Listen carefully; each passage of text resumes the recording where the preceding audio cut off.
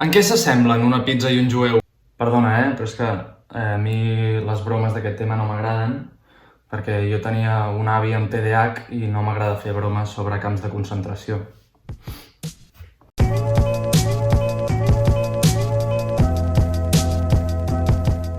Bon dia, merci, què tal? Ben tornats a l'habitació dels meus pares. Avui em veieu amb el merchandising de la meva ràdio preferida. Catalunya no és un país normal. Catalunya amb prou feines és un país... Catalunya amb prou feines és. I amb això ja en tenim prou. I és per això que moltes de les coses que haurien de tenir un país no les tenim, i si les tenim són ridícules. Tenim aquells mínims ridículs. Per exemple, tot lo nostre que és bo no és ni bo. L'Oriol Mitjà és un nazi directament, la Rosalia és del Baix Llobregat. I tot lo dolent tampoc no és del tot dolent, perquè els nazis tenen entre ells l'Oriol Mitjà i el Baix Llobregat té la Rosalia. I la Juana Dolores, que són les dues amigues de la meva àvia, que ara són famoses entre els alternatius de Twitter. I en aquesta cursa, per fer veure que som un país normal, doncs d'un tiempo a esta parte han nascut alguns diaris que volen ser els nostres lectures, Hola i companyia, i Superpop, que no sé què és el Superpop, però bueno, la gent en parla, la gent vella. Aquest nostre Superpop seria la branca del Nacional en blau i fa parella de ball una mica amb la premsa de successos digital que encarna elcaso.cat.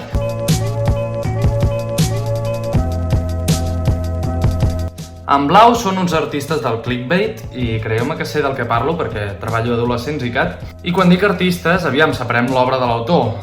L'obra és una merda i l'artista probablement també. I m'agraden molt especialment tres coses que fan aquesta gent. D'entrada, els titulars punyents amb paraules com galetes.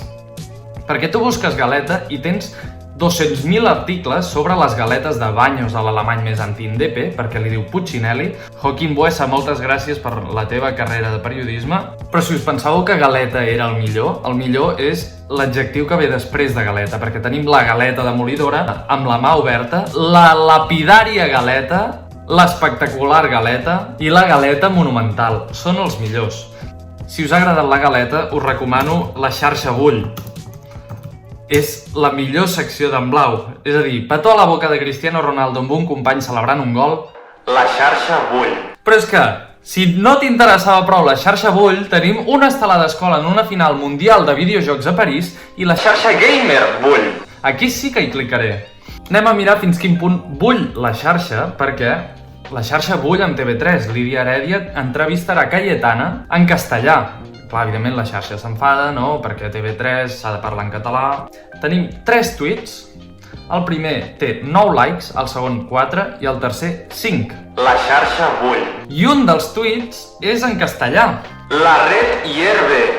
I aquí sí, la millor història, els millors gags recurrents d'en Blau, la seva sèrie amb Ricard Ostrell. Aquesta gent es va enfadar fa molts anys amb en Ricard Ostrell. Aviam, diuen les males llengües que l'Ostrell i en Blau no es porten gaire bé. I diràs, bueno, què, li hauran fet algun article? Li hauran fet alguna columneta? Tenen, de moment, no una, no dues, no 10, no 15, sinó 19 pàgines d'articles. Cadascuna de les pàgines amb com 7 articles sobre en Ricard Ostrell. Totes criticant-lo. Per tant, diguem que no són els millors amics. Si teniu temps de fer-ho, repasseu des del principi perquè és una història molt interessant. En què s'assemblen una pizza i un jueu? En que si són americans probablement fan fàstic. I ja sabeu que tota obra audiovisual ha d'acabar dalt de tot i és per això que ens centrarem en el cas i us porto algunes de les meves notícies preferides dels últims dies. Aviam, és veritat que els successos a Catalunya són limitats. Però és que... Vídeo. Una dona recupera un plàtan que es va deixar a l'oficina durant la quarantena. Anem a mirar el vídeo, a veure si és veritat.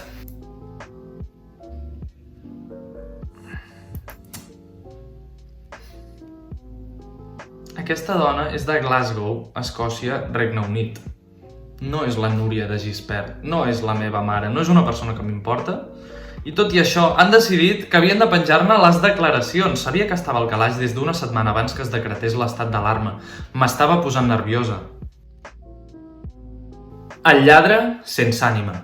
Aviam, la distinció entre lladres amb ànima i sense ànima, quin criteri segueix? Certament, perquè no et diré jo que una persona que t'atraca, encara que no tinguis coronavirus, serà la persona més simpàtica del món. De fet, que acabi de morir l'home em sembla que és senyal que el lladre s'estava esperant per robar-li. Per tant, és el lladre amb ànima, és el lladre simpàtic, és el lladre empàtic. Clar, jo entenc que aquests volen trobar una manera perquè empatitzis amb el mort i el que fan és pintar-lo com una persona que, evidentment, s'ha de lamentar la seva mort per una malaltia que no és culpa seva, però, clar, llavors et posen en la notícia que el mort era el DJ John Zarrias, de 47 anys, conegut a la localitat per amenitzar noces, batejos i comunions amb la seva empresa Guateque Bodas i Eventos. No vull fer victim blaming i tinc clar que aquí el dolent és el lladre, sense ànima, però si tens...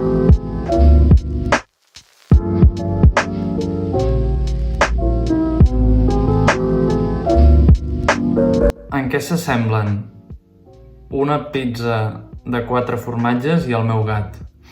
En què quan em vaig penjar un vídeo a YouTube tothom em va aplaudir, però tothom em va insultar i dir fastigós quan el vaig penjar a Pornhub. Un toro es rasca el cul en un generador i deixa sense llum tot un poble sencer. Aquestes són les notícies que volem. Això és la premsa que necessita Catalunya. Aquestes són la mena de portals que hem de tenir si volem ser un país normal.